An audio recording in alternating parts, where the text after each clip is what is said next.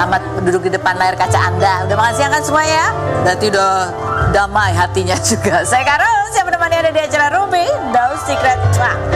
Hari ini ditemani oleh Mas Vicky di pojok sana. Dan sudah ada beberapa bintang tamu tentunya yang akan berbagi cerita hari ini ya. Cerita apa sih? Pojok aja dulu yuk. Kita bahas apa yang masih ramai di luar sana. Mungkin ada yang berbalas pantun di sosial media, dan itu juga menjadi perhatian netizen, menuai banyak pro dan kontra, baik itu untuk hal-hal yang datang dari dunia nyata maupun dari dunia maya. Yang kita pilihkan ini masih kita menyoroti apa ya, perkembangan gugatan perceraian Kimberly terhadap suaminya gitu ya, Edward. Nah ini masih berbalas pantun kayaknya tuh di sosial media. Salah satunya di postingannya Edward ya, 4 jam yang lalu dia tuh merespon ada artikel, kangen anak kenapa nggak chat baik-baik gitu ya kan. Edward kan mungkin sempat juga cerita bahwa dia kangen udah lama ketemu anaknya. Terus sih tanggapannya Kimberly adalah kenapa nggak chat saya baik-baik gitu kan.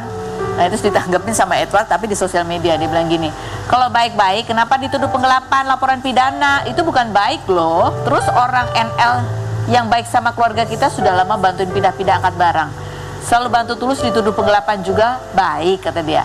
Ya sudah biar nanti ada ketetapannya, nyata huruf N-nya huruf besar ya. Hari ini hari ulang tahun almarhumah ibu saya tercinta, makasih katanya gitu. Itu ya.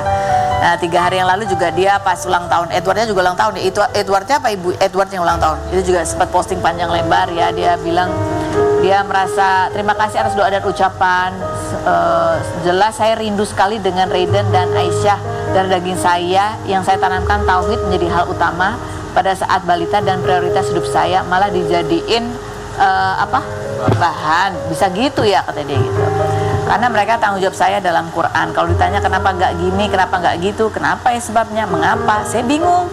Kenapa nggak ditanya, dicari kronologi awalnya apa ya, sebabnya apa ya, siapa dalangnya ya. Malah pion-pion dan wayang-wayang yang dibahas, materi terus.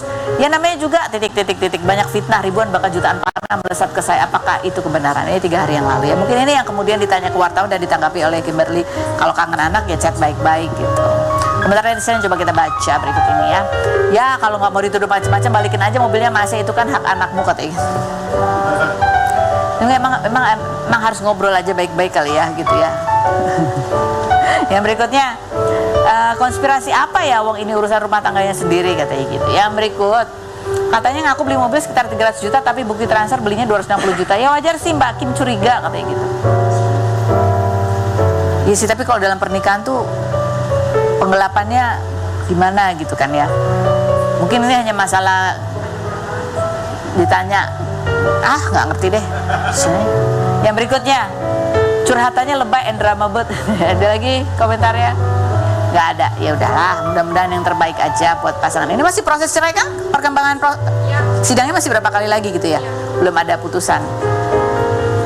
Inilah ya, karena berita-berita yang seperti ini gitu ya, karena memang mungkin selebriti jadi sorotan, apalagi sekarang modelnya sosial media, bahkan yang bukan artis gitu ya, itu juga bisa viral. Apalagi kemarin ada yang viral kasus KDRT lah, apalah, sehingga di sosial media itu juga lagi rame yang namanya marriage is scary.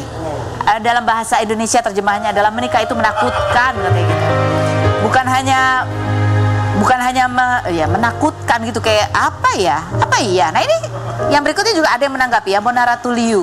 Bahkan dia kalau sama suaminya Indra Basko itu bilang kalau misalnya terpisah lama aja, mereka tuh masih tetap kangen, terus kalau ketemu tuh deg-degan gitu. Kok bisa sih? Gimana tipsnya? Kita lihat dulu profilnya berikut ini. Kita sekarang sudah bersama dengan Mona Ratuliu. Hai Mona, apa kabar? Gercep banget, baru posting kemarin udah diundang sekarang. Kita kalau gitu kalau cari bintang tamu, wah dia posting ini nih. Oke, kita tanya. Ini postingannya ya tentang ini menanggapi yang viral di generasi apa sih namanya, bukan Gen Z ya? Gen Z. Oh Gen Z ya. Oh iya ya, yang sekarang yang masih kecil-kecil itu generasi Alpha ya. Gen Z itu yang udah masuk usia menikah ya. Marriage is scary. Statement ini lagi yang lagi rame di medsos. Menyedihkan banget ya, karena lagi rame banget berita perselingkuhan, KDRT, suami nggak menafkahi istri, suami nggak mau kerja, dalam harus mengurus kegiatan rumah tangga, banyak deh gitu. Ini bukan cuma suami ya, istri yang begini begitu juga ada gitu ya. Iya, berita-berita itu emang lagi rame karena yang menarik untuk diberitakan memang yang scary-scary kayak gitu. Siapa juga yang mau ngeliput berita saya di rumah lagi masakin anak, Indra yang lagi bantuin saya beresin rumah, kami lagi keruntelan ketawa-ketawa di kamar. buat media kurang menarik, makanya nggak ada di berita. Pernikahan yang bahagia itu, ini menarik ya. Pernikahan yang bahagia itu kebanyakan memang silent. Karena mereka yang pernikahannya bahagia, ya asik aja menikmati hari-hari bersama keluarga. Jarang ada yang posting-posting, catet. Ya kalau happy mereka menikmati Ya waktu. udah gitu. Aku sebenarnya ini tuh terinspirasi dari postingannya ada seorang psikiater, dokter Jimmy. Nah itu tuh membahas ini gitu. Nah ini tuh yang udah lama aku pikirin banget. Marriage is scary atau kata Bukan postingan sih, sosial media? Kebanyakan orang yang pernikahannya bahagia biasanya nggak posting-posting karena momen bahagia tuh lewat begitu aja gitu loh. Dinikmati. Jarang kita terus videoin gitu kan, jarang banget. Makanya aku sama Indra kadang-kadang mereka ulang terus dikontenin gitu supaya ya ada lah sedikit mewarnai sosial media, nggak dikit-dikit ipar adalah maut, mertua adalah naon gitu loh. Jadi nggak semuanya kayak gitu. Soalnya anakku aja yang menyaksikan setiap hari pernikahan kamu di rumah itu takut kawin loh, Karun. Padahal udah ada contohnya yang di depan mata ya. Iya, karena Masih di takut. sosial media tuh rame banget dengan berita-berita itu. Nah, dokter Jimmy bilang, ya kayak misalnya gini deh di rumah sakit, yang teriak-teriak, yang rame, yang berisik itu kan yang komplain gitu loh, yang mungkin kecewa sama rumah sakitnya. Tapi yang puas sama pelayanannya, diem-diem aja pulang Iya, gitu iya, kan. iya. Mungkin kira-kira kayak gitu bener nih, makanya aku posting lagi lah gitu. Ya, jadi ini ya sebuah fenomena di mana yang namanya dunia maya itu lama-lama bisa jadi dunia nyata gitu kan ya. Iya, nah aku juga kemarin rame kasus KDRT, aku ikut sedih, aku Iya. ikut stres gitu ya, karena biasanya cuma lihat dari tulisan atau dari Iya. cerita. Ini kan Ada benar-benar lihat videonya gitu kan. Cuma ya kita juga mesti menyadari sih kalau masalah orang tuh bukan masalah kita loh gitu, pisahin gitu loh. Iya, iya, betul, ini betul. masalah orang lain, belum Betul. tentu terjadi sama kita. Jangan jadi kita takut menikah karena orang ada yang KDRT nih, ntar gue begitu, belum tentu kan Sebenarnya sebenarnya. masalah orang itu ya kita bersimpati. Ya, Iya, iya. bersimpati. Jadi artinya kita bisa mengerti gitu, tapi kita jangan berempati, jangan ikut merasakan. Karena ya itu kalau ikut merasakan jadi kita ikut sakit, kita Iya, ikut ikut marah, takut, gitu, ikut gitu, takut gitu ya. Itu sih. Itu kan ya. Iya banget, benar banget. Iya. Nah ini ada beberapa ya kalau dibilang ini menjadi ramai dan bahkan jadi banyak konten juga tentang marriage is scary gitu. Ada beberapa, coba screenshotnya gitu lihat ya. Ini marriage is scary. What if suami lo selingkuh tapi seluruh keluarganya belain dia dan malah nyalahin lo dengan bilang itu semua karena kekurangan lo. What if ya? Aku jawab ya emang kenapa kalau udah kayak gitu? Biasa aja. Ya nggak apa-apa kan? Namanya juga hidup. Manusia tuh nggak ada yang selamanya sama kita. Terus kalau nggak diambil orang kembali ke yang punya kan gitu. Benar. Seapapun deh kita rancang kehidupan kita. Oh, gue nggak usah punya suami deh biar nggak sakit hati. Oh, gue nggak usah punya anak deh biar nggak ngeluarin banyak duit. Misalnya gue kerja ngumpulin banyak duit deh biar jalan-jalan. Tapi belum tentu kehidupan itu sesuai sama yang kita rencanakan pada akhirnya gitu loh, Kak. Dia lebih mengerikan adalah belum terjadi udah harus Iya, bayangin. udah bayangin wakil kan. Bayangin nanti suami lo gak bisa belain lo di depan keluarga. Nah, Jadi udah padahal gak belum bisa nikah dia udah tidur, kebayangin. iya kan? Jangan jadi belum punya pacar udah ngebayangin suaminya gak bisa belain. Iya, Itu kan, scary kasihan. banget sih hidupnya. Scary ya. banget. Iya. Life is scary itu. Life is scary Bukan karena marriage kita is mengkhawatirkan scary. sesuatu yang nggak ada. Belum tentu gitu. terjadi. So scary loh yang berikut ya. Scary-nya justru karena mereka scary. Karena mereka scare ya. Marriage is scary. Marriage is scary. What if suami lo komplain soal biaya pilates, nail, salmon DNA dan family staycation karena dia bilangnya sayang uangnya. Itu sih nggak scary sih, biasa aja ya itu sih. Itu makanya saya ditanya. sehari-hari kok, Mbak. Aduh, pengen ke salon tapi belum bayar listrik, besok lagi deh. Itu saya sehari-hari. It's not sih, scary nggak anymore ya. Ketika kamu ada di dalam kehidupan seperti itu, it's not scary, itu biasa aja. Karena prioritas hidup udah bukan lagi itu. Iya, Ya. benar. Jadi apa sih? Itu yang berikutnya. Tapi ini menarik ya. Yang kirinya marriage is scary. This. Kenapa itu? Oh, suaminya ngelihat video cewek seksi. Bentar istrinya sibuk sendiri ngurusin anak, nggak bantuin. Oh gitu loh. Oh iya, Aku kalau itu pernah scary sih. Tapi itu bukan marriage yang scary. lihat. Suaminya sih. Ya, suaminya scary. Marriage is not scary. Orangnya yang scary. Yang berikutnya. Ada lagi? Ih, padahal seru loh baca-baca ini tuh ya. Tambahin biar bisa dirumpiin. Nah ini tadi kayak seperti Mona bilang, bahkan sampai anak-anak kamu yang hidup di dalam pernikahan yang kalau kita lihat ya Masya Allah gitu kan. Ya aku juga mengelilingi mereka dengan teman-teman yang pernikahannya oke loh Kak Ros. Tetap aja mereka ada ya, kekhawatiran. Oke, ini story-nya Mima ya menanggapi itu tadi fenomena marriage is scary. Jadi aku mau post ini soal marriage is scary ini as a Gen Z katanya. Aku juga suka mikir gini karena berita yang seliweran, tapi ternyata contoh marriage is amazing, is so close to home katanya, deket banget emang di depan rumah, di rumahnya gitu ya. Contohnya Bunda dan Yanda. I wanna post a little story about them too ya, kayak gitu ya. Coba ada story-nya lagi, lihat. Aduh, gede banget tulisannya nggak baca ya kan. Pokoknya katanya ini jadi Yandanya tuh itu dia. Aku baru turun ke bawah, tiba-tiba lihat Yanda lagi ngintip-ngintip keluar, terus aku bingung ini ngapain sih? Orang nggak ada apa-apa, ternyata Bunda baru sampai rumah. Yanda lagi nungguin Bunda dari belum sampai masuk pagar dan masuk rumah. Dan ini tuh selalu kejadian setiap Bunda pulang. Yanda selalu nungguin di depan untuk menyambut Bunda pulang dari zaman tinggal di apartemen pun. Bunda udah mau nyampe, Yanda selalu nungguin depan lift untuk menyambut Bunda. Ini selalu Yandanya ya, Bundanya enggak. Bundanya kalau Yandanya pulang enggak ya? Ini kita cewek cowoknya kebalik. Jadi kalau aku udah dekat gitu, itu Indra udah geli-geli sendiri. Anak-anak tuh suka ketawa-ketawa, suka Bunda mau pulang, ayo kita ngumpet di balik selimut, atau ayo kita tunggu di depan pintu. Pokoknya dia heboh banget kalau aku mau pulang. Jadi anak-anak tuh kayaknya terkesan dengan situasi itu. Nih ini pernikahan Yanda tuh selalu girang-girang sendiri tuh seneng-senengan. Mereka tuh pernikahannya kayak masih zaman PDKT, masih ada rasa-rasa excitednya, padahal udah bersama 27 tahun. Bunda Yanda selalu bilang di pernikahan tuh pasti rasa cintanya nggak selalu ada bosan-bosannya, makanya harus di-create setiap hari. Itu Indra sih. Dari hal-hal kecil kayak gini, and it's truly my only exception on the concept of marriage is scary. Marriage is indeed beautiful. Indeed beautiful. Seneng banget denger ini dari Mima, karena awalnya dia takut banget kawin. Dia sempat cerita dia takut. Aku ntar aja kali ya, kalau udah tua nggak apa-apa kan Bunda gitu. Pokoknya yang gitu-gitu deh. Pokoknya iya nggak apa-apa, terserah Mima deh gitu. Aku kan nggak ngapain juga dipaksain kan, orang punya proses beda-beda kan gitu. Tapi alhamdulillah akhirnya dia punya point of view ini, aku seneng banget. Kamu jadi lega ya, jadi orang lega. Nah ini Indra sendiri kan kadang-kadang ya namanya kepala keluarga, para kepala keluarga itu kadang-kadang juga betul-betul bisa membawa rumah tangga itu kemana kan? Iya. Dan kalian punya anak laki-laki ya? Punya. Nah apa sih yang biasanya Indra nasihatkan ke anak laki-laki kalian yang bakalan nanti akan menjadi nahkoda gitu?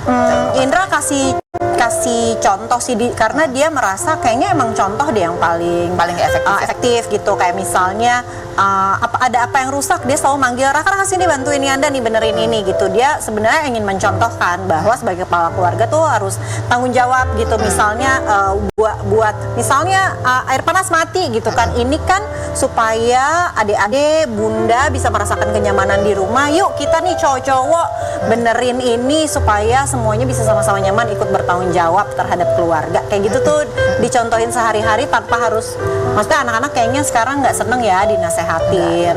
Jadi bahkan adanya kan suka nyontohin juga, ikut gendong anak-anak waktu masih. Raka udah sekarang tuh nggak usah disuruh-suruh adiknya dipakein sepatu, apa kayaknya udah jadi kebiasaan gitu loh di rumah. Tolong dong, ini buat yang punya anak laki-laki semuanya gitu ya. Tolong yang buat punya anak perempuan, anak saya oke loh yang cowok. Ya, maksudnya ya itu cara mengarahkan anak laki-laki supaya jadi kepala rumah tangga. Kalau menurut aku ya itu yang kadang-kadang sekarang ini makanya banyak yang KDRT ya, kebanyakan laki-laki kan yang melakukan itu kan juga melihat contoh nggak sih? Bisa jadi. Aku juga pernah posting tuh waktu kemarin kasus viral KDRT itu, aku posting, mungkin yang lain-lain mungkin marahin cowoknya atau kasihan sama cewek. Kalau aku lebih ke teman-teman nih yang punya tendensi menyakiti orang lain, boleh deh kalau ada waktu ke profesional gitu. Iya, betul. Ya nggak sih? Bukan kalau ada waktu ya harus ke profesional gitu. Untuk ngecek gitu, ada apa nih aku gitu. Ada problem apa yang harus disembuhkan. Ada problem, apalagi sebelum menikah gitu ya, mungkin bukan cowoknya aja sih, ceweknya juga kalau memang cowok-cewek perlu dua-duanya. konsultasi supaya bisa memperbaiki diri sebelum masuk ke pernikahan, itu akan jauh lebih bagus. Jadi gini ya, namanya ketakutan tuh wajar kan, karena kan kita nggak tahu ke depan tuh ada apa. Tapi justru karena ada ketakutan itu berarti kan kita bisa punya preparation, persiapannya justru ada. Nah kita tanya nih sekarang, ini salah satu preparationnya nyontek ya kan. Jadi kan kamu bilang harus di-create salah satunya tadi tuh selalu disambut tuh kalau pulang. Terus apalagi sih yang kalian emang sengaja create gitu supaya rasa cinta itu selalu ada gitu? Ini sih sebenarnya ide ini datang dari Indra sih. Dia kan suka nonton film ya. Dia bilang kayaknya bisa deh kita mewujudkan film-film romantis itu gitu ya. Gimana Terus contohnya? Caranya berarti kita kayaknya nggak bisa ngelepas pernikahan ini begitu aja. Jadi kita harus ciptain gitu sih Misalnya, momen-momen romantis. contohnya? Kayak film kan ada skenarionya. Ya udah kita bikin aja gitu. Kayak misalnya dia tuh suka, misalnya aku bikinin minuman gitu, kenapa ya kalau teh yang kamu buat tuh rasanya tuh beda loh gitu, enak banget apa. Terus dia suka misalnya nih cuma mau ngasih permen ke anaknya, ya kasih aja kan bisa, tapi kan kesannya kurang, gimana caranya dia suka mikir, aku punya surprise, kamu tutup mata gitu, terus dia udah bungkus, walaupun bungkusnya cuma pakai yang ada di rumah aja sih, kertas gitu, kamu tutup mata, buka gitu, surprise, terus pas dibuka lagi sama anaknya, permen.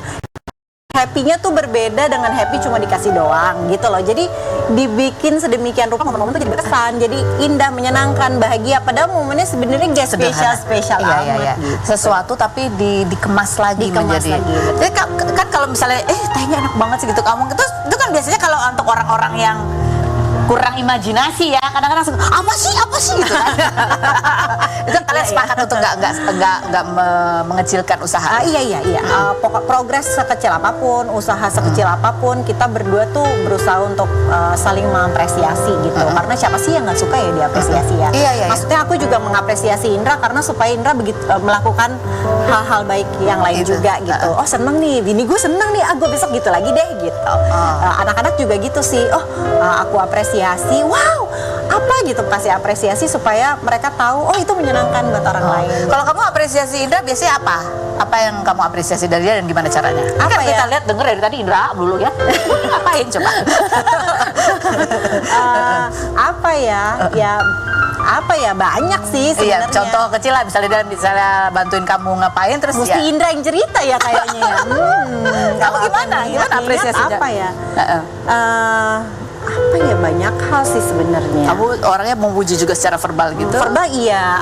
Kalau aku kan emang receh, murahan. Jadi selalu ngomong gitu, minta dipeluk, maunya pelukan mulu. Sampai mertua aku pernah bilang, kamu tuh nyium anak kamu sehari berapa kali sih gitu. Karena aku penuh dengan ciuman, aku penuh dengan pelukan, aku penuh dengan kata-kata. Itu tuh udah kayak jadi sehari-hari banget gitu loh Kak. Cuma mungkin kalau Indra tuh, aku sangat senengnya sama Indra tuh dia belajar. Dia nggak begitu, tapi dia ngerasa kayak bini gue suka nih, aku coba belajar deh untuk memperlakukan yang sama gitu. Itu hebatnya luar biasanya gitu. Karena nggak gampang ya. Nggak gampang. Ya harus saling belajar ya. Jadi memang again, marriage is not scary. Yang scary itu kadang-kadang adalah ketakutan kita sendiri, itu mengerikan. Karena membuat kita jadi nggak kemana-mana. Ya mengkhawatirkan yang belum terjadi. That's scary gitu kan. Dan yang kedua, bahwa penikah itu nggak jaminan bahwa happy, nggak jaminan, tapi harus diusahakan. Iya, Harus diusahakan. Dan emang harus cek ya, selain cek kesehatan fisik juga set kesehatan mental. Mental, betul, setuju banget. Nih yang berikutnya ada postingan Mona yang kamu juga bangga soal Mima ya, sidang proposalnya udah diterima gitu ya. seneng banget. Dan temanya juga berkaitan juga sama pengalaman dia ya, tentang bagaimana anak generasi Z itu mendiagnosa, self-diagnose soal mental illness gitu ya. Doain anak tercinta ya teman-teman, bundanya sungguh haru lihat anaknya yang dulu sempat terseok-seok hanya untuk bertahan hidup. Wow. Sekarang berjuang kuat untuk mimpinya, bangga. Ini kita share lagi ya, beberapa waktu yang lalu kan Mima ini sempat cerita juga apa yang dialaminya. Dia mengalami panic attack dan juga stres karena dia nggak tahu kenapa dia mengalami panic attack. Coba kita lihat lagi cuplikannya berikutnya. Makanya aku tuh bingung, dulu tuh Mima sering sih telepon dari sekolah, aku sesak napas atau aku sakit perut gitu, dibawa ke UGD, tiap dibawa ke UGD nggak apa-apa gitu. Maksudnya asma juga enggak gitu ya, pokoknya penyakit fisik tuh enggak. Itu agak lama tuh sampai akhirnya waktu itu pernah ke dokter anak ya, spesialis GERD gitu juga ya. Malah diarahinnya ke psikolog. Kita bingung sih waktu itu kenapa jadi ke psikolog gitu. Pelan-pelan banget ya akhirnya tahu kalau ternyata mungkin itu adalah serangan panik ya gitu. Saya juga pernah kayak gitu. Dibawa bolak-balik ke klinik lah, lagi di tengah pelajaran aku ke klinik, aku disuruh keluar untuk nafas lah apa segala macam. Tapi pada saat itu kan namanya mental health awareness atau kesadaran kesehatan mental tuh belum ada sama sekali ya. Jadi aku juga nggak tahu itu tuh apa. kayak waktu itu aku juga sempat nanya apa sih triggernya, ya dia juga nggak tahu, kayaknya nggak ada apa-apa tiba-tiba begitu gitu ya kan. Nah sekarang dia seperti apa kondisinya? Aduh, makanya aku seneng banget gitu. Dulu tuh kayaknya, Bunda boleh nggak misalnya aku cuti setahun nggak kuliah dulu, apa aja deh yang penting kamu hidup besok gitu. Aku tuh udah begitu Sampai kayak gitu aja, yang penting dia tuh punya semangat untuk hidup sampai besok gitu. Setiap hari itu aja yang diperjuangkan. Makanya sekarang ngelihat dia berjuang untuk kuliahnya, kan kuliah nggak gampang loh, harus gitu. Ada stresnya juga pasti. Iya, deg-degan juga aku ngelihat, aduh dia bisa nggak ya mengelola stresnya di kuliah ini, tapi ternyata bisa gitu. Dia mau perjuangin banget.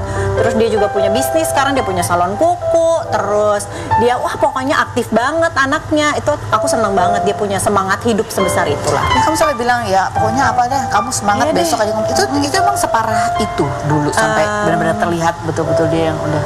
Iya, karena kan aku sendiri bingung kan, depresi. Kenapa depresi? Nggak ada sebabnya kenapa. Karena dia berkecamuk dengan dirinya sendiri aja, ya namanya orang punya mental illness ya gitu. Jadi aku apa deh gitu, Mima senengnya apa deh, pengennya hidupnya seperti apa deh. Selama masih dalam koridor, Bunda support aja gitu. Yang penting Mima bisa bertahan hidup lah sampai besok. Setiap hari begitu aja. Cuma sekarang bisa bertahan sampai ini udah mulai skripsi. Sebentar lagi dia mencapai mimpinya, pengen banget jadi psikolog. Ya aku seneng banget sih, seneng banget. Masih tapi suka mengalami panic attack juga? Udah sangat berkurang, mungkin masih, tapi dia udah tahu bagaimana cara handle-nya. Sejak waktu itu juga kita juga udah Mima rutin ke psikolog, ke psikiater juga, terus jadi tahu handle-nya seperti apa. Sekarang tuh jadi bisa tahu ya kalau udah kayak gini harus apa supaya gitu. bisa mengatasi lah ya. Bisa mengatasi. Dan kalau nggak salah kemarin salah satu obrolan sama Mima itu adalah bahwa dia itu tadi terlalu berempati sehingga kalau ada orang yang lagi low banget itu dia ikut bisa merasakan. Nah itulah makanya kita perlu belajar untuk membedakan itu masalah orang, ini diri kita. Ini kenyataan yang kita hadapi sekarang, hidup di saat ini ya, konten. Kita akan kembali lagi nanti sama Mona, kita ada Terry Putri dulu. Nah ini juga hidup di saat ini. Kalau lagi di Amerika, ya dia nganter-nganter makanan ya. Kalau di sini, dia artis terkenal. Kita lihat dulu penampilan Terry Putri berikut ini. Baik, sudah bersama Terry Putri. Pokoknya dia kalau lagi di Indonesia selalu kita ingin tanya kabarnya ya kan. Kemarin juga kalau kamu lagi di sana kan rajin banget ya sharing konten-konten juga. Salah satunya adalah, ini kenapa sih Bu berkaca-kaca nih Bu? Enggak, aku mendengarkan kamu. Oh iya. Apa tadi? Kamu bagikan pengalamanmu ketika bekerja mengantar makanan di sosial medianya ya. Dan ini secara detail kita pernah nanya sih, tapi ini kayaknya pengalamannya lebih banyak lagi, mengantar ke sini, ke situ, ke sana ya. Coba kita lihat cuplikannya berikut ini. Ambil orderan sesuai di aplikasi, kemudian siap-siap untuk diantar. Tapi memang di sini antarnya itu pakai mobil ya, jadi harus tahu nyetir kiri dan peraturan-peraturan di sini. Ambil kadang-kadang di drive-thru atau masuk ke counternya. Tapi ada aturan-aturan juga seperti harus pakai pizza bag seperti ini. Ada yang tanya susah nggak? Ya namanya juga kerja, apalagi di negara orang. Jadi harus beradaptasi dan ikutin rules semuanya. Kadang berat banget orderannya banyak, kadang bingung mau taruh di mana. Karena kan beda ya sama negara kita. Mereka nggak ada pagar, takut hilang. Kalau kendala-kendalanya ya ngantar di tengah salju dingin banget sampai kaki tuh beku, atau pas summer panas luar biasa ngantar disambut sama anjing. Untung aku pencinta binatang. Terus rumah orang Amerika itu banyak banget yang dalam hutan gelap nggak pakai lampu. Jadi aku melakukan ini 5 sampai belasan jam dengan jarak puluhan miles. Komentar netizennya nih mau kita lihat ya. Bunyinya adalah emang beda level ya, kurir di sana pakai mobil mewah, kalau di sini mah pakai motor butut katanya gitu. Yang berikutnya, sampai nggak percaya gue sampai ke sini dan good job, banyak cara untuk bertahan hidup dengan cara halal tanpa harus gengsi. Yang berikutnya lagi, gajinya wow pasti gitu. Yang berikut kayak Mbak Cindy Fatikasari juga dan Mas Tengku Firmansyah yang merantau bekerja di Amerika. Semoga sukses selalu dan diberikan kemudahan dalam segala urusan. Semangat gitu, yang penting halal ya kan Bu. Ya, aku pernah nanya kan waktu itu, gimana, emang gede kali pendapatannya ya? Sama Tadi kan katanya. katanya, wow pasti gaji gede. Wow, pajaknya juga besar. Oh gitu ya. Pajaknya itu bisa sampai 50% tergantung penghasilan kita loh, Fen. Oh, jadi gitu kamu harus rajin mencatat tuh ya. 30%. Lu kebayang 30% terus bensin, terus apa segala macam ya. Terus biaya hidup di sana. Jadi emang nggak ibaratnya bisa kamu single income. dapat 10 itu dapat terimanya 5. Dikurangin ongkos-ongkos jadi tinggal 3. Terus makan apa segala kan gue kebutuhan hidup. Makanya di sana harus double income. Oh, harus suami istri harus kerja ya. Iya, semua harus kerja. Terus kan sistemnya kalau di sana juga emang your money is your money, my money is my money gitu kan. Jadi semua harus kerja gitu. Kalau di sana ya, konsepnya begitu. Iya. Ya, terus habis gitu, ini pertanyaanku ya. Iklan dulu Kak. Enggak, bikin aku jadi gak konsentrasi kan, ya kan. Tapi kan di sana kalau potongan gajinya gede, fasilitasnya juga lumayan meringankan nggak? Enggak juga, itu mobil kenapa pakai mobil ya, kalau pakai motor beku ya say. Iya. Belum nyampe Terus negeri ya. gitu, masuk angin juga dan panas banget. Dan mobil kan di sana memang murah, jadi kalau terlihat mewah ya karena mobil di sana setengah harganya di Indonesia kan gitu. Oke. Terus tapi kalau kesehatan Kesehatan, kalau kita di BPJS kan 0% biasanya bayarnya, kalau di sana masih ada plafon-plafonnya cukup tinggi sih menurut aku. Ya maksudnya negara kapitalis gimana sih, semua kan ada. Jadi enakan tinggal di mana? Ada pembayaran di sini lah. Kita UMR masih bisa hidup alhamdulillah. Enggak, aku nanya ya kan, ibu kan memang masih harus balik lagi ke Indonesia gitu kan di sini banyak kerjaan ya. Di sana kan ibu tinggal mengandalkan aja tabungan yang ada di sini bu. Ngapain juga sampai harus begitu selebar berikutnya, jangan kemana, tetap di Rumpi Now Secret.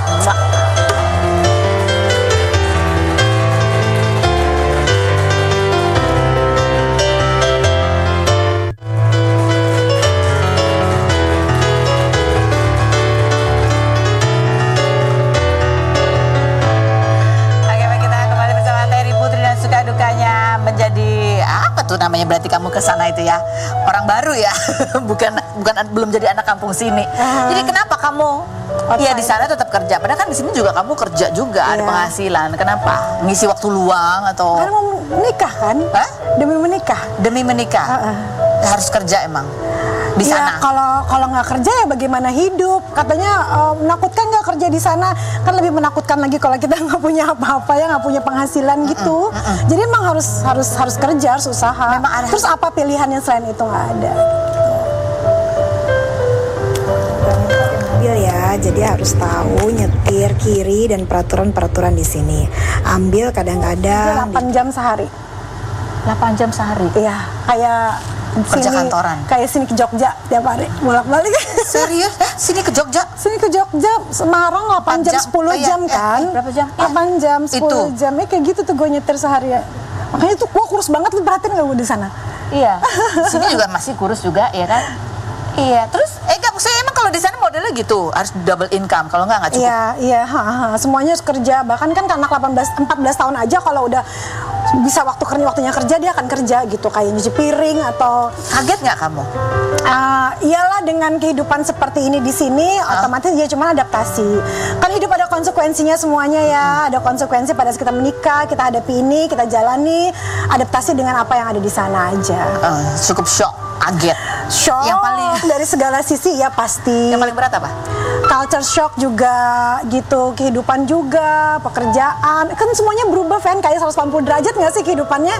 Bener-bener 180 derajat, maksudnya kalaupun gue bukan orang yang kerja di dunia entertainment aja, begitu ke sana tuh orang-orang pasti akan kaget, apalagi seperti ini gitu. Dan kamu kan di sana ya ada suami, tapi kan ya sendiri. Ya itu harus double income semuanya, suami ada anak-anak, ada kebutuhan yang harus dipenuhi juga gitu. Sempat ngerasa bahwa kamu kayak apa ya? Ibaratnya apa, itik di sekerombolan angsa gitu, kayak orang beda, outsider bahasa anak sekarang, iya, very outsider, kayak orang pendatang gitu ya, pendatang yang kaget-kaget aja, yang sendirian aja gitu. Tapi ya survive kan, untungnya kita harus udah terbiasa survive untuk hidup, apa yang bisa dilakukan lah gitu, apapun bentuknya, dan harus tetap berusaha baik dengan siapapun gitu aja sih gua. Jadi kamu balik lagi ke sana atau nanti ada rencana membujuk suamimu untuk sini aja ya gitu? Aku sih sempat bilang kemarin, aku tunggu kamu di sini ya gitu. Mudah-mudahan. Hal yang paling aku inginkan sekarang adalah kalau ditanya tiba-tiba dia ada di depan pintu ngetok gitu, itu doa aku selama ini gitu. Udah. That's It's life. Ada Mita Lestari. Apa ini? Udah Mita Lestari bahas aja dulu. Kamu jangan suka gitu. Tuh. Udah aku nanti bahasnya nanti off the record. Lah, ada Mita Lestari, kita lihat profilnya berikut ini. Oke, baik, kita sudah bersama dengan Mita Lestari. Aku hampir ngira aku bakal jadi host sendiri gitu. Kalah di sini. Oke, langsung duduk di sini karena kamu harus menjawab pertanyaanku dengan jujur apa adanya ya, Bu ya. Apakah pertanyaanku ini jawabannya fitnah atau fakta? Fitnah atau fakta? Oke. Sejak kemarin kamu semakin sering mendapatkan body shaming dari netizen yang kamu sempat dibilang katanya kalau di sebelahnya Lyodra kamu jadi kayak bodyguard gitu. Benar, kayak bodyguard Lyodra nih gitu. Oh gitu, aduh. Iya. Kamu sekarang jadi diet ketat dan bahkan ngeblok-blokin akun-akun yang ngebully kamu ya. Karena itu semua buat kamu jadi tidak percaya diri. Fitnah atau fakta? Ada fitnahnya, ada faktanya. Iya, fitnahnya apa? Kalau fitnahnya karena komentarnya mereka benar, kalau fitnahnya tadi gimana sih? Aduh, ribet ya. Pokoknya gini deh, Kak. Pokoknya karena itu kamu jadi diet ketat sekarang. Karena komentar mereka aku jadi diet ketat dan jadi akhirnya istiqomah sama satu olahraga. Akhirnya, Kak. Itu fakta ya? Iya, aku jadi mulai berkuda nih equestrian gitu kan. Dan itu membuat aku turun 5 kilo. Terima kasih Indonesia. Terima kasih Bulia netizen. Iya, terima kasih netizen. Love you. Nah, terus udah gitu kalau misalnya fitnahnya aku sih nggak percaya diri. Aku alhamdulillah selalu percaya diri aja. Tapi nggak ya capek juga sih dibilang bodyguard. Tapi kamu blok-blokin emang ada ya? Oh, kalau di blok-blokin ya? Iya, nggak apa-apa sih, aku juga. Ya, itu kan menjaga mental. Iya, menjaga diri kita sendiri betul. Ya. Kan diajarin Karos. Betul. Terima kasih. Fitnah atau fakta? Ya. Sebetulnya curhatan kamu di TikTok tentang pernah dijanjiin lelaki akan dijadikan ratu setelah menikah tapi sekarang malah dijadikan upik abu, itu adalah pengalaman pribadi. Fitnah atau fakta? Fitnah itu POV. POV-nya siapa? POV-nya orang. POV-nya orang. Siapa? Ada nggak di sini orangnya? Nggak ada. Nggak, jadi itu tuh aku kan lagi promo lagu, Kak. Oh, kan yang Aku Ipar Adalah Maut itu loh, Kak. Iya. Terus aku tuh lagi buka campaign gitu, kayak coba jelasin cerita pedih kalian selama berumah tangga. Terus ada yang masukin itu, terus aku masukin gitu. Terus iya. salahnya aku nggak nulis POV, terus aku diajarin sama follower aku, Kak, lain kali tulis POV, Kak, gitu. Biar gak dikira itu pengalaman kamu ya? Iya. Berarti gitu. kamu memang tuh POV ini tuh yang menyebabkan marriage is scary itu ya? Iya. Komentar netizen coba kita lihat ya, Pak. Komentar netizen juga kita baca berikutnya. Ya ampun, itu Mita kirain ini yang tadi, bukan yang itu, komen yang kedua. Ya kan, lihat kan, guys. Assalamualaikum. Salah. Ini sempat nggak ngenalin, beda banget sama waktu yang dulu di Mama Mia gemukan ya sekarang. Oh, masih sama ini komennya? Iya benar. Komen yang kedua komentar soal ini ternyata tim Rumpi sama aja nih. Parah sih. Ini parah. Blok aja. Kita akan kembali lagi, jangan kemana. Tetap di Rumpi, no secret. Padahal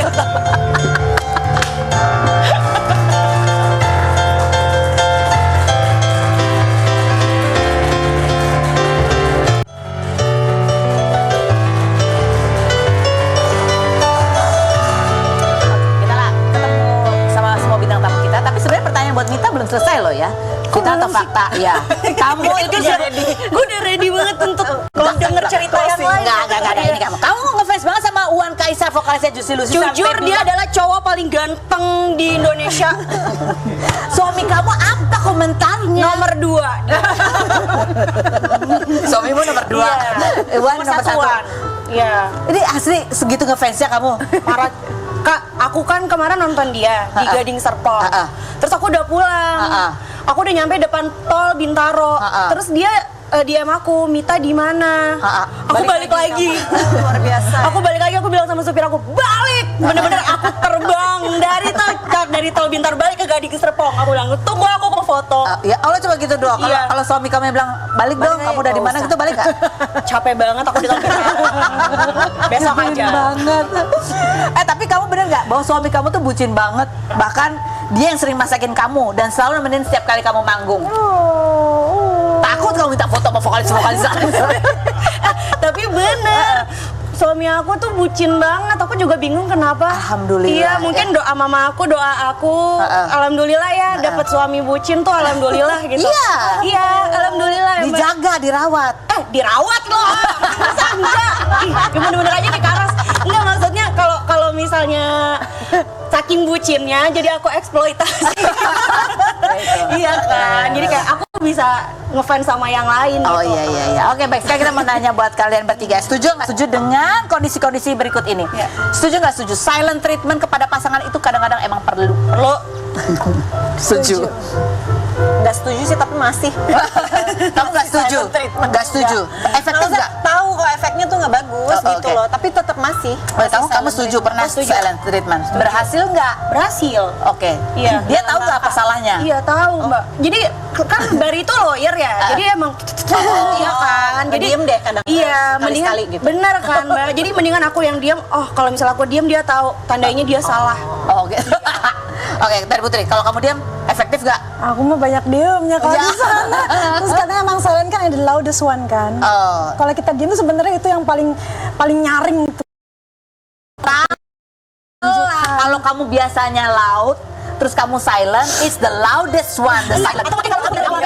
Itu tidak ada artinya. Karena kalau nggak Mbak Tari malas ngomongnya harus berantem harus pakai bahasa Inggris. Iya. Capek. Justru lebih enak kamu pakai bahasa Indonesia biar nggak ngerti